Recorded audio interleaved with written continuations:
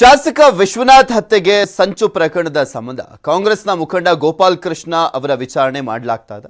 ರಾಜನಕುಂಟೆ ಠಾಣೆಯಲ್ಲಿ ವಿಚಾರಣೆ ಸತತ 2 ಗಂಟೆಯಿಂದಲೂ ಕೂಡ ನಡೀತಾ ಇರುವಂತದ್ದು. ವಿಚಾರಣೆಯನ್ನು ನಡೆಸಿ ಡಿವೈಎಸ್ಪಿ ನಾಗರಾಜ್ ವಾಪಸ್ ಆಗಿದ್ದಾರೆ. ಪಿಎಸ್ಐ ಭವಿತಾರಿಂದ ಸದ್ಯ ವಿಚಾರಣೆ ಆಗ್ತಾ ಇದೆ. ಹತ್ಯೆಗೆ ಸಂಚು ಎನ್ನಲಾದಂಥ ವಿಡಿಯೋ ಬಗ್ಗೆ ಪ್ರಶ್ನೆಗಳನ್ನು ಕೇಳಲಾಗ್ತಾ ಇದೆ.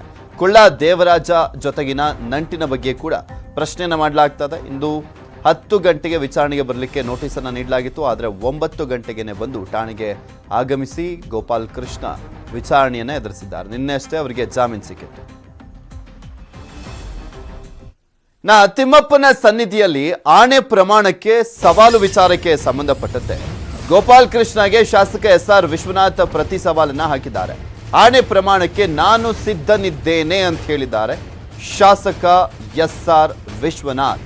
ತಿರುಪತಿಯಲ್ಲಿ ಆಣೆ ಪ್ರಮಾಣಕ್ಕೆ ನಾನು ಸಿದ್ಧನಿದ್ದೇನೆ, ಆದರೆ ತಿರುಪತಿಯಲ್ಲಿ ಗೋಪಾಲ್ ಕೃಷ್ಣಗೆ ಸೇಫ್ ಇಲ್ಲ, ಮತ್ತೆ ಅಲ್ಲಿ ಹೆಚ್ಚು ಕಡಿಮೆ ಆದರೆ ನನ್ನ ಮೇಲೆ ಬರುತ್ತೆ ಅಂತ ಹೇಳಿದ್ದಾರೆ ವಿಶ್ವನಾಥ್.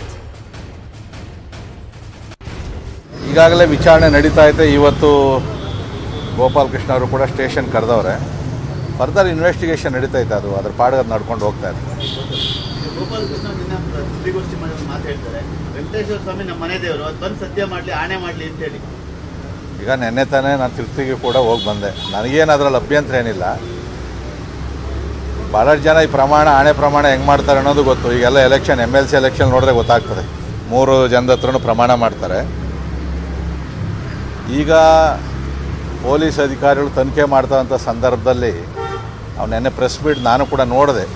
ಅವ್ನು ಮಾತಾಡಿದಂಥ ರೀತಿ, ಗಾಬರಿ ಬೀಳುವಂಥದ್ದು, ಏನೋ ಉತ್ತರ ಕೊಡ್ತಕ್ಕಂಥದ್ದೆಲ್ಲ ಕೂಡ ಈಗ ಏನೇ ಹೇಳಿದ್ರು ಕೂಡ ಈಗ ವೆಂಕಟರಮಣ ಸ್ವಾಮಿ ಹತ್ರ ನಾವು ಪ್ರಮಾಣ ಮಾಡ್ತೀವಿ. ಕೇಸ್ ಮುಚ್ಚೋಗ್ತದಾ?